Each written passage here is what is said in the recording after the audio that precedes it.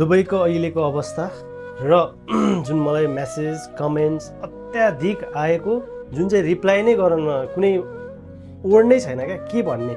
Help me sir, तपाईँको यस्तो अवस्थामा छ, एकदमै प्रब्लम भइरहेको छ, टिकटै काट्ने पैसा छैन, खाने नै पैसा छैन, एकदम त्यो भिजाहरूकोबाट प्रब्लम भएको होइन, एजेन्टहरूबाट फसेको।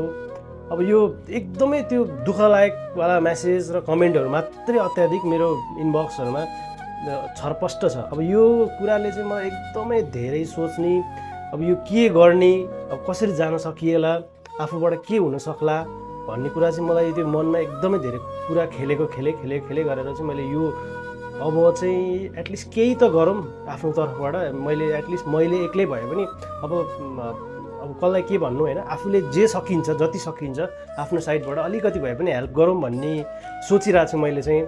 सायद म त्यसको अलिकति अझै रिसर्च गरेर कसरी गर्न सकिन्छ, केमा गर्न सकिन्छ भनेर म जान्छु, यसमा अगाडि बढ्छु।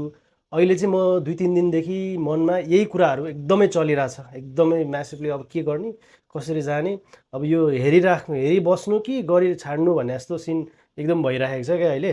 अब यसमा हजुरहरूलाई के लाग्छ, कुन वेबाट जाँदा ठिक हुन्छ, कसरी सपोर्ट गर्न सकिन्छ, यसो मलाई सजेसन दिनु होला हजुरहरूको। यो सजेसनको लागि यो भिडियो बनाइरहेको छु। धन्यवाद।